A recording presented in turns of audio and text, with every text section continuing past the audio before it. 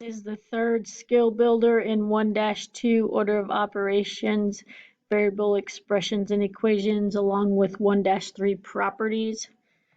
Some of these skill builders will come back and have review questions on them. So on the first one, 8 times 8, which is 8 squared, which is 64. 15 times 15, which is 15 squared, which is 225.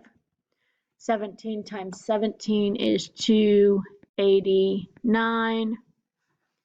64 plus 225 is 289. Now let's look at questions 1, 2, 3, and 4. Notice that they are related. So this actually is 8 squared plus 15 squared. I could actually write it like that. So all of these are 1, 2, and 3 actually are getting you to 4. Number 5, 100 minus 64 is 36. 289 minus 225. Again, this is related to question 1, 2, and 3. So 289 minus 225 is 64. 100 minus 36, it's actually related to question 5. That's 64.